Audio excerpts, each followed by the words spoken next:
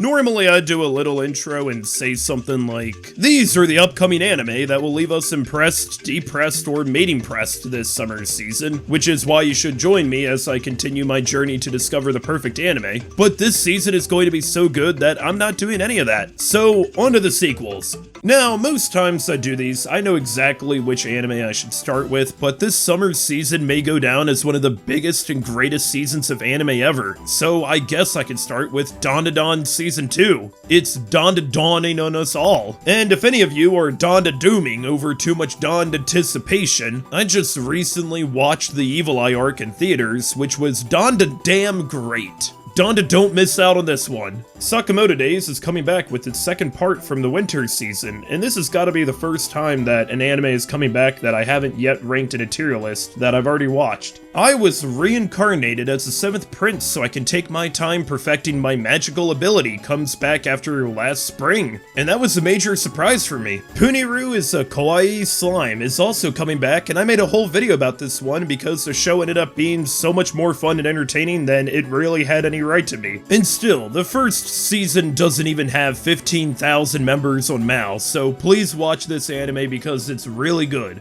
And my video. But hey, these are all anime from the past year, so getting a sequel. What about sequels that have spent some time in the making? And that's something that's making this summer so incredible with all the shows coming back, like Grand Blue getting a second season. Don't know this anime? It's a diving anime that's about 10% diving and 90% goofballs ripping their clothes off. It's peak. Want to go even further back? We're getting a new season of, I kid you not, Panty and Stocking. Yeah, after 15 years and such a massive cliffhanger, we are finally getting more Panty and Stocking. I'm all in. Call of the Night is also coming back, and this is one of those anime that I strongly recommend watching at night. Turn off some lights. Really get into the mood. And if you're wondering, yes, we are getting another Creepy Nuts banger for this. The Rascal Does Not Dream series is also getting a full season this time, and not another movie trilogy. I guess call it the Reverse Demon Slayer. Reborn as a Vending Machine, I Now Wander the Dungeons Season 2 should be a good time because I covered this anime back when it was first airing, and I had a lot of fun making that video. Especially since Bradio is coming back, baby! Let's go!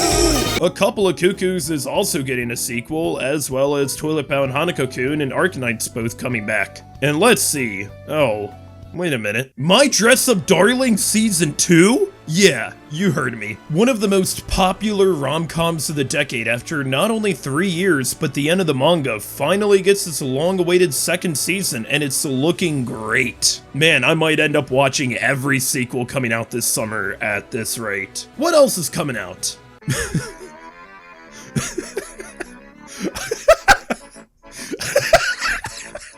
Shield Hero Season 4.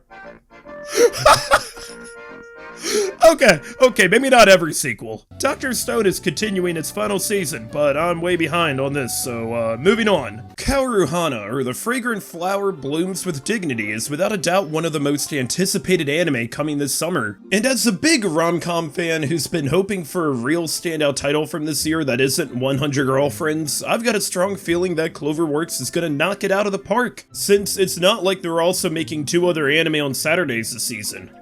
Oh wait, it's not like they've had a whole lot on their plate this year already.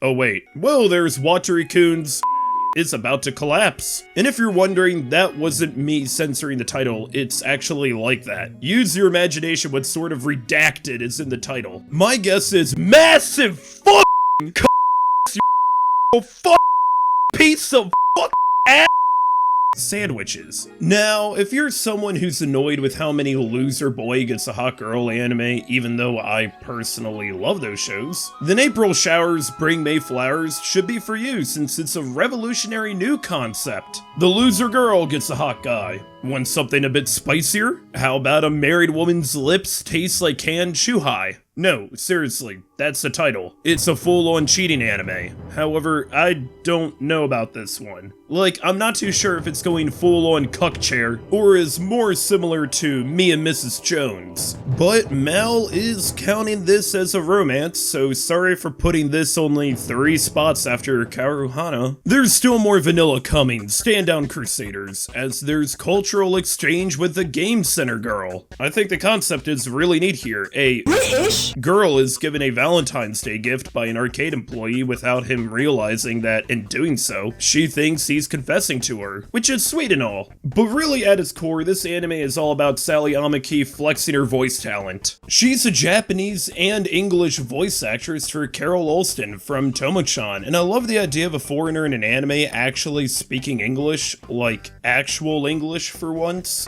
This is in return for the present you gave me before.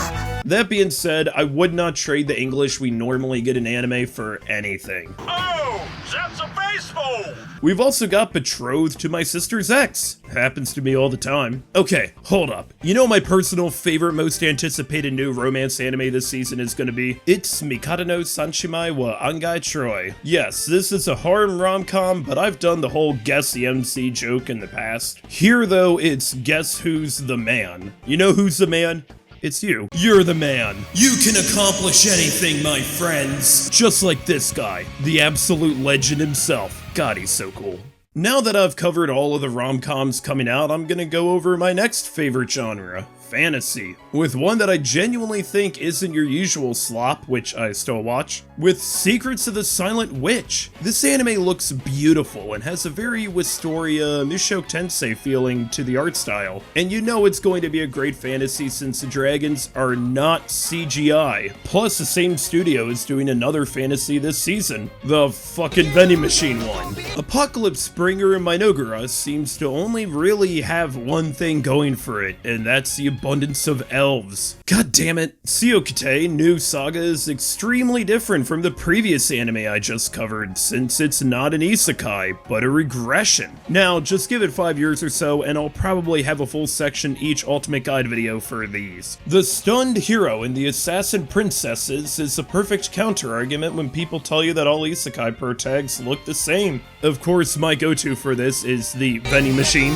Private Tutor to the Duke's Daughter should be a wild fantasy for many of us, because the protagonist acquires perhaps the rarest treasure in all of human imagination. A job. Ugly Mug Epic Fighter. Wait, that's the anime? We finally get the most realistic anime protagonist, other than the Vending Machine. And I've been waiting for this. This will truly be one of the most standout isekai of the year for premise alone. And you know who is making this? Speaking of well-established studios, David Production has never had an anime original until now with Onmyo Kaiten Rebirth Verse. And it's an isekai, of course, but if Zenshu is an indicator, I've got faith in this one. Mainly because isekai anime originals don't need to have a title so long it needlessly pads out this video's runtime. Isekai titles such as Reborn as a Vending Machine. The Water Magician seems like a cool premise because when it comes to the 4 classical elements, water's always been my favorite. It's the one I desire the most on a hot summer day after watching all this anime. And it might also be worth a gander because, oh man, I'm really being tested here. Scooped up by an S-rank adventurer. Seems like a pretty creamy idea to me. Like, you've got the protag who's on a real rocky road since he was kicked out of his party for being too milquetoast. But he's a white mage and therefore excels at vanilla magic. Sprinkle in some fantasy and potentially harem hijinks, and before you know it, he's gelat to go with them on their epic adventure to find the perfect ice cream. And if that doesn't satisfy your banished from the hero's party itch, you can always watch Welcome to the Outcast Restaurant, which actually seems pretty unique since the MC just wants to open a restaurant. Also, his name is Dennis. Fumet no Ryori is another cooking anime, but this one isn't fantasy, so I'm moving along. Alright, one more fantasy anime for ya, and this one seems pretty cool. Cleavectus, which is a webtoon adaptation, which have had varying degrees of quality for this year, but I'm feeling pretty good from the trailer shown. Not only does it look pretty good, but Ellie Goulding, yes, that Ellie Goulding is doing the ED, which is bangin'. Lights is honestly one of my favorite songs ever, and before you ask, I don't know if One Republic is doing another song for Kaiju number 8, but I do love the prospect of more of the artists that were popular when I was in high school making songs for anime. Is Foster the People next? This video's already getting too long. There's too much coming out soon that I want to cover. Fortunately though, there are 2 new anime only airing for 6 episodes, being See You Tomorrow at the Food Court and Takapi's Original Sin, so you don't really have much of a reason not to watch either, since you could do so in an afternoon. That is, unless you want to actually go outside this summer. I've got you covered. Instead of going outside, go on a summer trip with Nukitashi. I've read part of the manga, and I have no idea how this is getting an actual anime adaptation that will be broadcast on television. If you don't know, this series is about on the same wavelength as Gushing Over Magical Girls. I can't even show much of the trailer, but it will be animated by Passion, so I've got nothing but high expectations. Want to keep the bazongas, but make it more slice of life? How about Introduction to Mineralogy? Animated by none other than Studio Bind. Yeah, believe it or not, this is only their 4th anime, but I think they've already made a name for themselves for their high-quality productions. Hell Teacher Jigoku Sensei Nube is a remake of an anime from the 90s and will air for 2 non-consecutive cours. Cat's Eye is another remake, this time of one from the 80s, and Leviathan is a new Studio Orange anime, which I originally thought that this was a remake too, but the other Leviathan anime actually has nothing to do with this one. My bad. Fan of fluffy animals? Well, there's With You in the Rain and Night of the Living Cat, which is listed in the horror genre. Yeah, I believe it. Okay, hear me out, because we might actually be getting good horror anime this season. Now, last time I said that was with Uzumaki, nobody bats 100, you know, but we've got Necronomicon and the Cosmic Horror Show. Alright, this might not actually be a horror anime. Bad example. However, as someone who loves horror anime, or wants to love horror anime because there aren't enough good ones, I am so looking forward to this. The quality already looks exceptionally high. In keeping with the spirit of it being June currently, there's no freaking way I'll be your lover. Unless, which is not a horror anime, but just how I segue into the comedy section. And because the summer is so packed, there's plenty of comedies coming out too. You know what? What else is coming out? GTA 6, Beyond the Spider-Verse, Star Citizen. Nintendo is gonna release a Switch 3 featuring Mario Kart Galaxy, which is nothing but driving in straight lines, for $200 this summer. At least, I'm convinced they will. Anyway, detectives these days are crazy. Looks to be another buddy detective series where the aging old ancient decrepit, brittle, 35-year-old adopts a young whippersnapper to help solve the coldest of cases. Now, I watched an anime like this last year, that being A Salad Bowl of Eccentrics, and that had a lot of heart, along with a comedy. I'm hoping this continues that feeling. Bad Girl is a remake of a classic Will Smith and Martin Lawrence series where they both become delinquent high school girls. Deiken no Mogura, the Earthbound Mole, looks like it got visited by Night of the Living Cat. But the new comedy anime coming out we should all be hyped for is without a doubt City the Animation. And yes, this is by the same author as Nichijou and by the same studio too. Kyoto Animation doesn't miss, and this anime won't either. I can't believe I've waited this long to talk about the new action anime. Hey, you should call me Action Last. But fear not, because we've got Turkey, a bowling anime. Wait, bowling is plenty action. You ever see professional bowling? It's a bloodbath.